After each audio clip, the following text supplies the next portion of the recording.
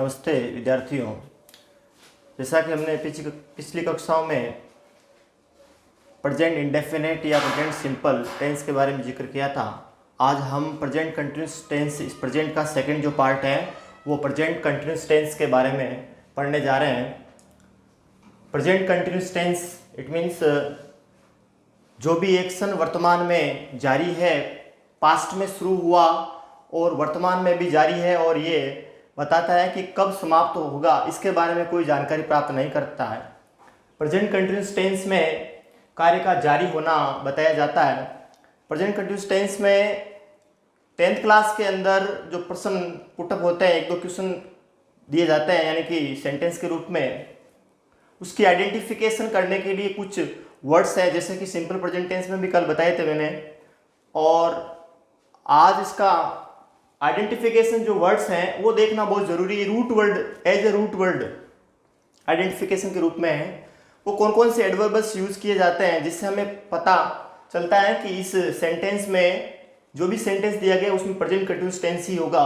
उसके लिए identify word या हम कह सकते हैं एडवर्ब्स कौन कौन से हैं, देखिए।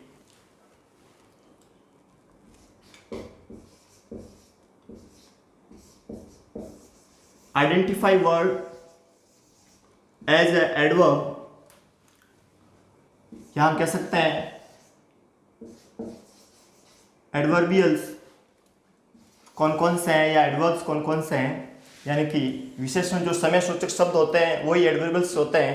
वो प्रत्येक टेंस में कुछ न कुछ जो है दिए हुए रहते हैं। सेंटेंस के अंदर या तो सब्जेक्ट से पहले होगा या सब्जेक्ट से बाद या सेंटेंस के अंत में मिलेंगे देखने को। वो कौन कौन से होते हैं, जैसे टुडे,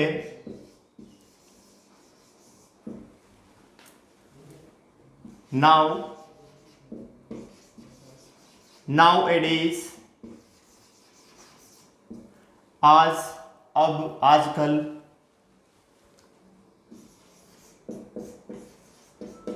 एट दिस के बाद कोई भी टाइम हो, एट दिस के बाद में टाइम होना चाहिए। Today, now, nowadays, at this plus कोई भी टाइम, एट दिस मोमेंट हो सकता है,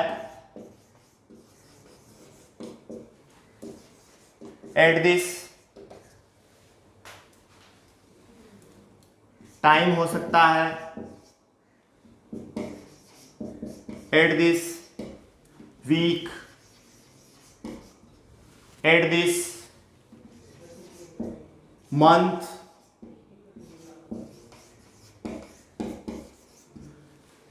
एट दिस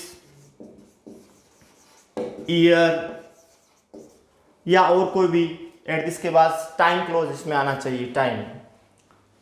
उसके बाद एट दिस प्रेजेंट,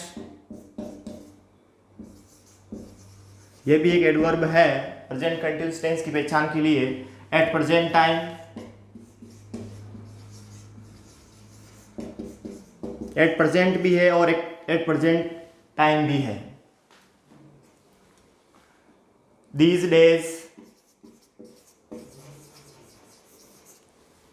days हो सकता है,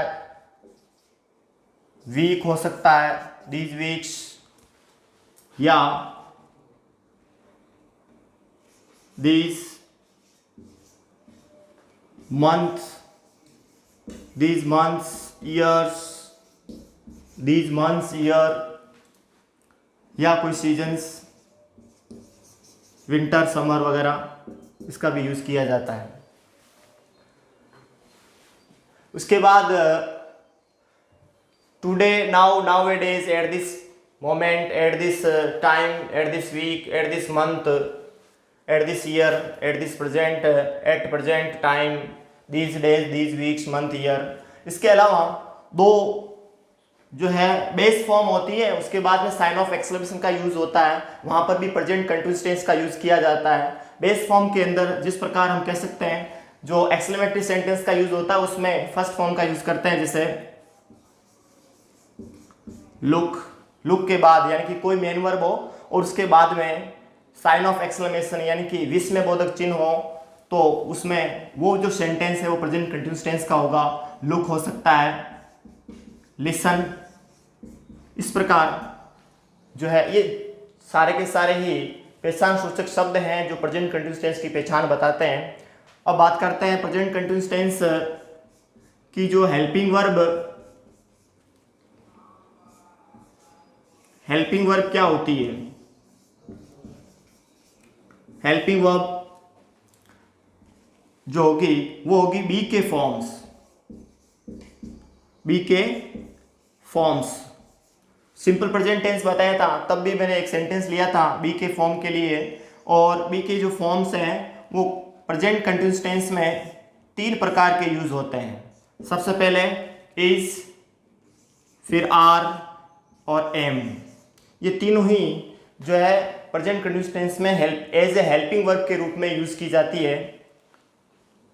इसका यूज सिंगुलर सब्जेक्ट के साथ होता है, यानी कि सिंगुलर सब्जेक्ट के साथ हम इसका यूज कर लेते हैं। आर का यूज प्लूरल सब्जेक्ट्स के साथ यूज करते हैं, और एम का यूज आई के साथ, यानी कि आई यदि सब्जेक्ट के रूप में हो और प्रेजेंट कंटिन्यूअस टेंस का वाक्य हो तो हम एम का यूज करते हैं। बात करते हैं मेन वर्ब। मेन वर्ब इसमें प्रेजेंट पार्टिसिपल के रूप में प्रयुक्त होती है।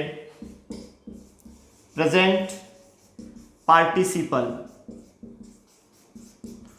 यानी इसको हम कह सकते हैं वर्ब की फर्स्ट फॉर्म के अंदर आईएनजी, वर्ब की फर्स्ट फॉर्म में आईएनजी लगाते हैं तब ये मेन वर्ब के रूप में प्रयुक्त होती है प्रेजेंट कंटिन्यूअस। चाहे वो प्रेजेंट कंटिन्यूअस टेंस हो, चाहे पास्ट कंटिन्यूअस हो, चाहे फ्यूचर कंटिन्यूअस हो, जितने भी कंटिन्यूअस टेंस होंगे उसमें आईएनजी, वर्ब की फर्स्ट फॉर्म के साथ आईएनजी का यूज किया जाएगा। इसके बाद अफर्मेटिव सेंटेंस का स्ट्रक्चर क्या रहेगा। इनमें से कोई भी एडवर्ब यदि सिंपल जो है सेंटेंस में मिलेगा तो उसमें प्रेजेंट कंटिन्यूअस टेंस का यूज होगा। अफर्मेटिव सेंटेंस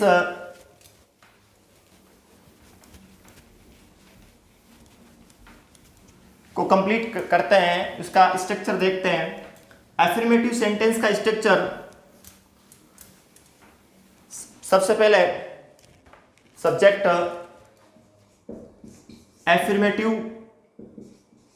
अफर्मेटिव सेंटेंस, जिसको हम पॉजिटिव सेंटेंस भी कह सकते हैं। इसका स्ट्रक्चर होता है सब्जेक्ट प्लस बी के फॉर्म, यानी प्रेजेंट फॉर्म ऑफ बी, यानी कि बी के प्रेजेंट फॉर्म 3 प्रकार के होते हैं, इज, आर, एम। तो ये एज ए हेल्पिंग वर्ब के रूप में यूज होंगे, इज, आर, एम। उसके बाद मेन वर्ब में आईएनजी, वर्ब की फर्स्ट फॉर्म में आईएनजी और ऑब्जेक्ट। हमें केवल परीक्षा के अंदर इतना ही पूछा जाएगा, इज, आर, एम में से यूज करना है और उसके बाद में आईएनजी फॉर्म का प्रयोग करें। 1-2 एग्जाम्पल लेते हैं। सबसे पहले राहुल डैश यानी ब्लैंक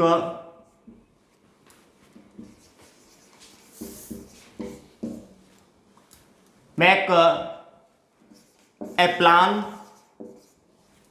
टुडे। सेंटेंस का स्ट्रक्चर देखिए और उसके बाद इस जो सेंटेंस में सबसे पहले पहचान देखिए किस टेंस का वाक्य हो सकता है। हमें जब हम यहां तक पहुंच जाएंगे कि किस टेंस का ये वाक्य है और उस टेंस की पहचान के लिए उस सेंटेंस में कोई ना कोई एडवर्ब अवश्य दिया हुआ होगा। इस सेंटेंस में देखिए सबसे अंत में टुडे ये एडवर्ब दिया हुआ है, इससे पता चल गया कि ये प्रेजेंट कंटिन्यूअस टेंस का वाक्य है। उसके बाद में हमें देखना सब्जेक्ट कैसा है, सिंगुलर सब्जेक्ट है या प्लूरल, यानी एक वचन है या बहुवचन। यहाँ पर राहुल जो है सिंगुलर नाउन है, इसलिए हमें इज का यूज करना होगा। हेल्पिंग वर्ब का पहले यूज करना, उसके बाद आईएनजी फॉर्म का यूज करना है। जिन क्रियाओं के अंत में ई आता है तो उसमें अगर आईएनजी लगाते हैं तो ई को हटाकर सीधा आईएनजी लगा दिया जाता है। जैसे मेक वर्ब देखिए, मेक में आईएनजी लगाएंगे तो मेकिंग हो जाएगा। इसमें ई पीछे वाले जो मेक के बाद अंतिम जो ई जो लेटर है उसको रिमूव कर देंगे, हटा देंगे और सीधा आईएनजी लगा देंगे, तो इसका आंसर हो जाएगा is making. Second number, we still. देखो एडवर्ब प्रेजेंट कंटिन्यूअस टेंस में जो उसमें मैंने लिखा था उसमें स्टिल भी ऐड करना, स्टिल भी प्रेजेंट कंटिन्यूअस टेंस में ही एडवर्ब होता है। वी स्टिल स्टडी ये वर्ब है study, we still study of English, we blank study ये वर्ब है, इसका रूप बढ़ना हमें ऑफ इंग्लिश, हम अभी भी क्या कर रहे हैं, अंग्रेजी का अध्ययन कर रहे हैं अभी भी। इसका मतलब ये जो सेंटेंस बता रहा है, ये जो कार्य है इसमें जो वर्क है वो पास्ट में शुरू हुआ था और वर्तमान में उसका जारी, ये काम जारी है। इसलिए सबसे पहले हमें पहचान से शब्द मिला स्टिल, स्टिल एडवर्ब हुआ प्रेजेंट कंटिन्यूअस टेंस का। अब देखना है सब्जेक्ट कैसा है, वी बहुवचन सब्जेक्ट है, इसलिए हेल्पिंग वर्ब पहले यूज करेंगे आर और इसमें आईएनजी लगा देंगे स्टडी में, तो स्टडिंग हो जाएगा, यानी सीधा आईएनजी लगेगा। जिन वर्ब के पीछे वाई हो और उससे पहले कॉन्सोनेंट हो तो उसमें सीधा आईएनजी का यूज कर देते हैं, लेकिन कुछ ऐसे वर्ब्स भी होती है जैसे प्ले में भी सीधा आईएनजी लगते हैं, वाई अंत में आता है लेकिन उससे पहले एक वोवल के रूप में युक्त होता है। आगे देखते हैं नेगेटिव सेंटेंस, या फिर थर्ड में आई का यूज कर लेते हैं, I go to market, I blank go to market in this days, इन दिनों में मार्केट जा रहा हूं, इसका मतलब पहले नहीं लेकिन इन दिनों जा रहा हूं, कंटिन्यूस में इन दीज डेज, ये प्रेजेंट कंटिन्यूस टेंस की पहचान है, आइडेंटिफिकेशन वर्ड है। और यहाँ आई सब्जेक्ट है इसलिए इसके साथ में हेल्पिंग और एम का यूज होगा, और गो में सीधा आईएनजी लगा देंगे तो गोइंग, एम गोइंग इसका आंसर हो गया। अब देखते हैं नेगेटिव सेंटेंस। नेगेटिव सेंटेंस में इसका स्ट्रक्चर होता है subject plus is are am plus not, not के बाद वर्ब की फर्स्ट फॉर्म में आईएनजी, वर्ब की फर्स्ट फॉर्म में आईएनजी और इज आर एम, ये परीक्षा में भरने के लिए अगर सेंटेंस आता है तो पहले हेल्पिंग वर्ब उसके बाद नॉट और आईएनजी फॉर्म का यूज किया जाता है। जैसे they blank can dash not play football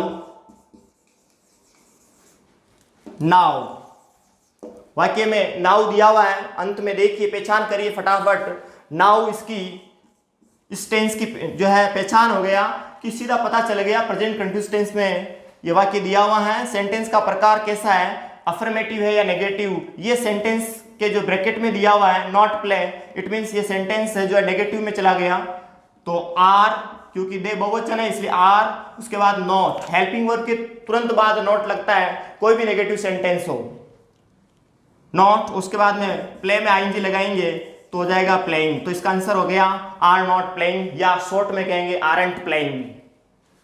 इसी तरह शी ब्लैंक, शी ब्रैकेट में है नॉट स्पीक इंग्लिश नाउअडेज, क्या अर्थ है कि आजकल वो इंग्लिश नहीं बोल रही है, कार्य जारी है, प्रोग्रेस पे है, और इसमें जो पहचान सूचक शब्द दिया हुआ है वो है नाउअडेज, जैसे मैंने पहले बताया था। तो नाउअडेज इसका जो है एडवर्बल है प्रेजेंट कंटिन्यूअस टेंस का, और सब्जेक्ट इसमें शी जो एकवचन है, तो हम वाक्य का प्रकार नॉट यानी नेगेटिव है, तो शी इज नॉट स्पीकिंग, इस तरह से हम यूज कर सकते हैं। और आई के रूप में यूज करेंगे तो आई blank not follow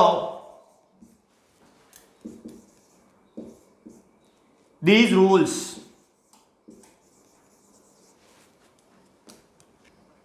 at present, at present पहचान है इस सेंटेंस की, आई blank not follow these rules at present, at present आते ही पता चल गया प्रेजेंट कंटिन्यूअस टेंस का वाक्य है, और ब्रैकेट में नोट दिया हुआ इसका मतलब नेगेटिव सेंटेंस है, तो हो जाएगा आई एम नॉट फॉलो का प्रेजेंट पार्टिसिपल जो रूप होगा वो होगा फॉलोइंग, फॉलोइंग। इसके बाद इंट्रोगेटिव सेंटेंस देखते हैं। आगे देखिए इंट्रोगेटिव सेंटेंस, इंट्रोगेटिव सेंटेंस कितने प्रकार के होते हैं, मैंने सिंपल प्रेजेंट टेंस में बताया था। इंट्रोगेटिव सेंटेंस दो प्रकार के होते हैं, with the starting helping verb and with the starting question word. Interrogative sentence. Interrogative sentence में हेल्पिंग वर्ब सब्जेक्ट से पहले यूज की जाएगी। हेल्पिंग वर्ब जैसे बी के फॉर्म में सिंगुलर में लेंगे तो इज, प्लूरल में लेंगे तो आर और आई के साथ एम का यूज, यानी is are am plus subject और उसके बाद मेन वर्ब। मेन वर्ब होती है वर्ब की फर्स्ट फॉर्म में आईएनजी, उसके बाद साइन ऑफ इंट्रोगेशन यानी ऑब्जेक्ट और अदर वर्ड का यूज किया जाता है। डब्ल्यूएच वर्ड की बात करते हैं। डब्ल्यूएच वर्ड कोई भी डब्ल्यूएच वर्ड हो सकता है और उसके बाद में हेल्पिंग वर्ब आएगी वापस, यही इज आर एम और फिर सब्जेक्ट प्रेजेंट पार्टिसिपल अर्थात वर्ब की फर्स्ट फॉर्म में आईएनजी और साइन ऑफ इंट्रोगेशन। ये एक स्ट्रक्चर्स के फॉर्मूले हैं इंट्रोगेटिव सेंटेंस के। एग्जांपल लेते हैं, is Mohan watch TV, is Mohan blank watch TV at this moment, sign of interrogation यानी प्रश्नवाचक चिन्ह। वाक्य का प्रकार देखने से पता चलता है इंट्रोगेटिव सेंटेंस है और इससे पता चल गया है तो प्रेजेंट का है, लेकिन प्रेजेंट का कौन सा रूप है, प्रेजेंट कंटिन्यूस। इसको पहचानने के लिए हमें एडवर्ब देखना होगा। एट दिस टाइम या एट दिस मोमेंट, ये प्रेजेंट कंटिन्यूस टेंस की पहचान हुई। यहाँ पर इज हेल्पिंग वर्ब का यूज हो गया। इट मींस स्ट्रक्चर देखिए, वर्ब की फर्स्ट फॉर्म में आईएनजी का यूज यहाँ पर करना है। वॉच से हो जाएगा वॉचिंग। उसी तरह से second, am I teach it today, क्या मैं इसे आज टीच करवा रहा हूं, तो टुडे यहां पर पहचान एडवर्ब के रूप में और वाक्य का प्रवृत्ति है वो इंट्रोगेटिव फॉर्म है, तो आई के अनुसार हमें एम का यूज पहले किया हुआ है। अगर नहीं है, अगर यहां पर भी ब्लैंक आता है, रिक्तान आता है, तो आई के अकॉर्डिंग एम का यूज होंगे, सिंगुलर सब्जेक्ट के अकॉर्डिंग इसका और प्लूरल सब्जेक्ट के अकॉर्डिंग आर का यूज करेंगे। अब इसमें आईएनजी लगाना है तो टीच में सीधा आईएनजी लगेगा, टीचिंग। इसके बाद एक डब्ल्यूएच वर्ड्स का यूज कर लेते हैं, what blank you blank do, do है ये वर्ब। उसके बाद एट दिस टाइम, यानी सेंटेंस ये कह रहा है इस समय आप क्या कर रहे हो। What blank you blank do at this time, ये मैं बार बार कह रहा हूं, इनका बहुत महत्व है। 10वीं क्लास के अंदर correct form of the verb को क्लियर करने के लिए एडवर्ब लर्न करना होगा, लर्न करना ही पड़ेगा। एडवर्ब, प्रत्येक टेंस के एडवर्ब कौन कौन से 7 से 8 5 एडवर्ब मिलेंगे आपको, वो याद करने होंगे आपको। यहां पर देखो एट दिस टाइम आया, प्रेजेंट कंटिन्यूअस टेंस का वाक्य हुआ, ये इंट्रोगेटिव सेंटेंस हुआ। अब ये सब्जेक्ट देखना है, यहाँ पर ये डब्ल्यूएच वर्ड है और ये सब्जेक्ट है। यू यहाँ पर प्लूरल सब्जेक्ट हुआ तो यू के according are helping verb use होगी और यहाँ पर आईएनजी लगेगा, तो डू में आईएनजी लगाएंगे तो डूइंग, तो इसका आंसर हो गया आर डूइंग।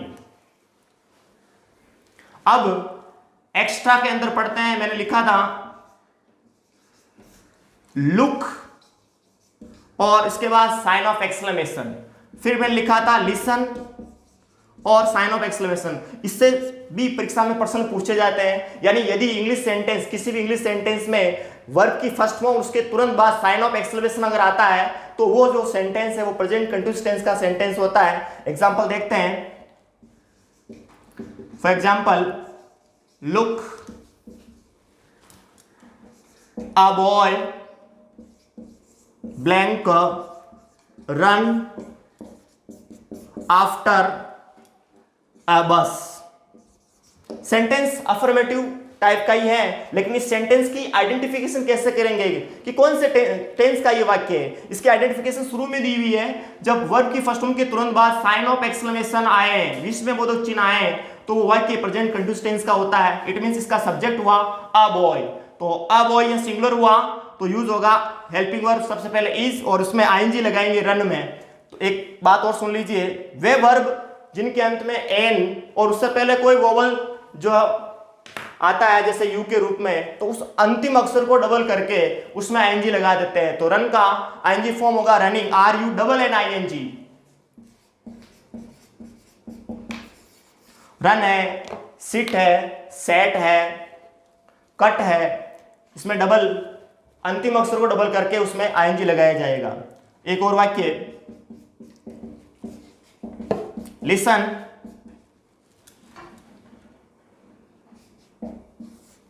आई ब्लैंक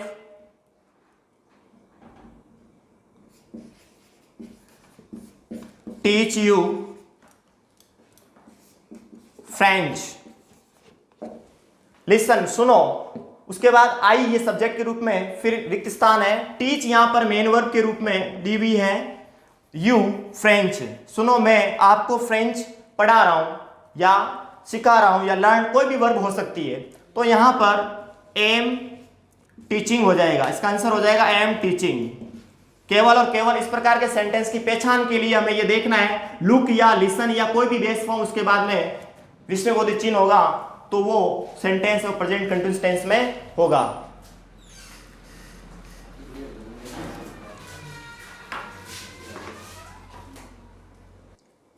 ये प्रेजेंट कंटिन्यूअस टेंस इस प्रकार कंप्लीट होता है। इसके बाद अगली क्लास में देखेंगे प्रेजेंट परफेक्ट टेंस के बारे में।